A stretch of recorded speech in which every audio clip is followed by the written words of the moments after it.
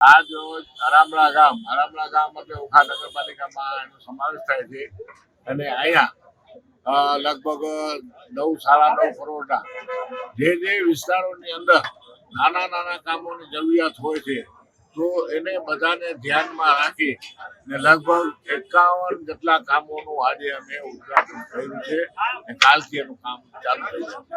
આ રીતે જ્યારે નગરપાલિકા ગ્રેડની છે ઓખાની અને એની અંદર દર વર્ષે 200 થી 250 કરોડ રૂપિયા અહીંયા ગુજરાત સરકારના અને કેન્દ્ર સરકારના અન્ય યોજનાઓના આવે છે ને એ સારી રીતે ખૂબ સારી રીતે જે બોડી બેસે છે છેલ્લા 15 વર્ષ થયા તો એ વ્યવસ્થિત રીતે આ પૈસાનો ઉપયોગ કરે છે અને આખી બોડી સમજી અને અધિકારીઓ બધા પણ સમજી અને પેલા પ્લાનિંગ કરે છે. પ્લાનિંગ કરીને એનું કામ ક્યાં કેટલા પૈસા ક્યાં ગ્રાન્ટમાંથી વાપરવા એ સારી રીતે ખૂબ સારી રીતે વિકાસ થાય છે. એને પણ હું ખૂબ ધન્યવાદ આપું છું.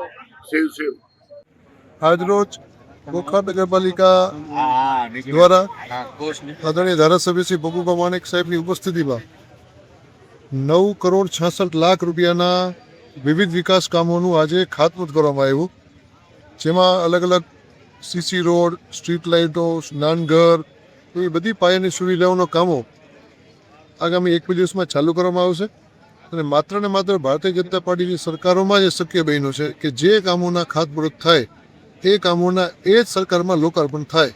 ત્યારે આ વિવિધ વિકાસ કામો આગામી સમયમાં ઓખા નગરપાલિકાના ચારેય વિસ્તારોમાં શહેરીજનો માટે ખૂબ સુવિધાસભર બનશે એવી અમને ચોક્કસ વિશ્વાસ છે.